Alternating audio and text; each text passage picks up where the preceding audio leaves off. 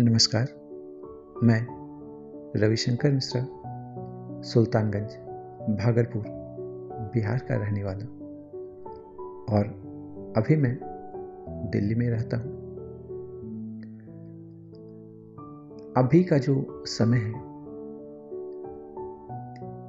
बिहार में बहुत ही उत्साह, उमंग, हर्षोल्लास के साथ एक पर्व मनाया जाता है जिसे हम महापर्व और छठ पर्व कहते हैं। दिल्ली में रहने के कारण यहाँ अक्सर ही लोग अलग अलग प्रदेश से आए हुए हैं। दिल्ली के रहने वाले हैं, कुछ राजस्थान, हरियाणा, यूपी, बहुत सारी जगह से लोग आए हुए हैं। अक्सर लोग देखते हैं कि छठ पूजा के समय जितने भी बिहार के रहने वाले हैं, ज़्यादातर लोग अपने घर की ओर चले जाते हैं। सबके मन में एक सवाल होता है, ऐसा क्या है इस छठ पूजा में, महापर्व में, ऐसा क्या है कि सभी बिहार के रहने वाले बिहारी लोग अपने घर की तरफ चले जाते हैं? अक्सर ये सवाल पूछते हैं और मुझे लगा कि चलो आज मैं कुछ जानकारी आप लोगों के बीच रखूं। आइए बताते हैं कि ये छठ पर्व क्या है और ये महापर्व ऐसा क्या है इसमें कि लोग हर्षोल्लास के साथ अपने घर आते हैं और छठ महापर्व को मनाते हैं। जो अपने घर नहीं भी आ पाते हैं, वो कहीं ना कहीं अपने घर के आसपास छठ महापर्व में सम्मिलित होते हैं और इस पूजा का भाग बनते हैं। छठ पर्व की महत्ता, अगर इसके इतिहास को जानने की कोशिश करेंगे तो बहुत सारी मान्यताएं हैं। कहा जाता है कि इसकी शुरुआत कर्ण, जो हमारे सूर्यपुत्र थे, अंगराज कर्ण के नाम से जाना जाता था और ये अंग प्रदेश बिहार के भागलपुर जिले को अंग प्रदेश के नाम से जाना जाता था। यहाँ सूर्यपुत्र कर्ण निवास करते थे। उन्होंने अपनी भक्ति आराधना सूर्य को समर्पित की और ये उपासना का पर्व उन्होंने शुरुआत की थी। एक मान्यता के अनुसार सीता मैया ने प्रभु श्री राम के लिए ये पर्व किया था। पौराणिक कथाओं में अलग अलग बातें हैं, बहुत सारी चीजें हैं और भी कई सारी बातें हैं। अब लोगों के मन में आता है कि ये छठी मैया कौन है, तो छठी मैया के बारे में जानकारी लेते हैं। हम जिस पृथ्वी पर रहते हैं, जिस वातावरण में रहते हैं, वो पंचतत्व से बना हुआ है। पंचतत्व हवा, पानी, पृथ्वी, अग्नि और आकाश, ये हमारे पंचतत्व हैं।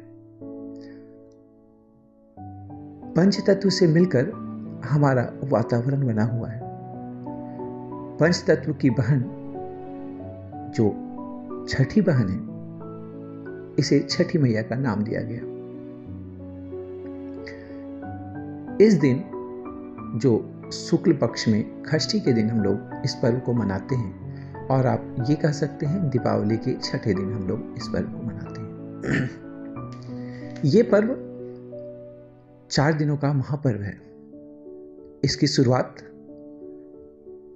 नहाय खाए से होता है। जिस दिन जो व्रती होते हैं, जो इस महापर्व को करते हैं, वो अपनी शुद्धता को ध्यान में रखते हुए स्नान ध्यान करके इसके बाद बिल्कुल ही सात्विक भोजन, जो चावल और दाल, लौकी जिसे कद्दू बोलते हैं, उसकी सब्जी ग्रहण करते हैं और इस दिन से अपने इस महापर्व की शुरुआत करते हैं। इसके बाद दूसरा दिन आता है खरना का।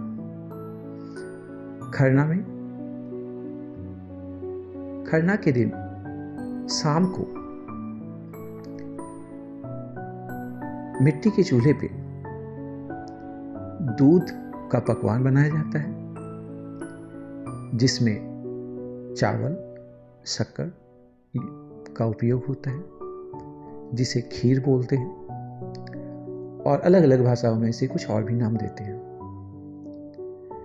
इसके साथ मूली, केला, इन सभी चीज़ों का उपयोग किया जाता है। लेकिन इस महापर्व के इस दिन नमक का उपयोग नहीं किया जाता है। इसके बाद इस महापर्व में खरना के दिन जो नैवेद्य, जो हमारे व्रती होती हैं, महिलाएं हों पुरुष हो, इस प्रसाद को ग्रहण करने के बाद वो पानी भी नहीं पीते हैं। यहाँ से प्रारंभ होता है छठ व्रत का अगला सफर। फिर अगले दिन तैयारी की जाती है संध्या अर्घ्य की। संध्या अर्घ्य में हमारी परंपरा है सूप का उपयोग करने की। इस सूप में छठ पूजा के लिए तैयार किए गए पकवान, जिसमें सबसे ज़्यादा प्रचलित और आप लोगों ने नाम सुना होगा, ठेकुए का उपयोग किया जाता है। ठेकुआ चावल के आटे से बनाए अलग अलग पकवान, पूरी और भिन्न तरह के फल, जिसमें गन्ना, मूली, केला, संतरा, नारियल और सभी फल उपयोग किए जाते हैं। इसे एक सूप या डाले में रखकर किसी नदी, तालाब, पोखर के किनारे छठ व्रती जाते हैं और वहाँ हमारे देवता सूर्य देव की उपासना करते हुए सूर्यास्त के समय ढलते हुए सूर्य को उनकी उपासना में, उनके कृपा के लिए उन्हें अर्घ्य प्रदान करते हैं। इसके बाद अर्घ्य प्रदान करने के बाद फिर रात्रि विश्राम, और फिर अगले दिन सवेरे, जो इस महापर्व का आखिरी दिन होता है, जिसे सुबह वेला का या उषा काल अर्घ्य बोलते हैं, इस दिन फिर से उगते हुए सूर्य को नमस्कार करके, उनका आवाहन करते हुए, उनका धन्यवाद करते हुए, उनसे अपनी मनोकामनाओं की पूर्ति के लिए याचना करते हैं और उन्हें अर्घ्य प्रदान करते हैं। अर्घ्य प्रदान करने में जल और दूध का उपयोग किया जाता है और इस तरह इसके बाद अर्घ्य देने के बाद सभी लोग और छठव्रती भी प्रसाद ग्रहण करते हैं और इनका ये महापर्व छठ का समापन होता है। मैंने ये जानकारी आप लोगों तक पहुंचाने की कोशिश की है। उम्मीद करता हूं कि आप लोगों को जानकारी पसंद आई होगी।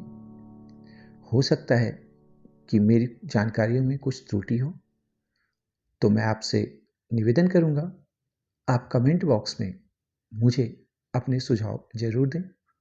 आप सभी का बहुत बहुत धन्यवाद और आप सभी को छठ पूजा की हार्दिक शुभकामनाएं और बधाई।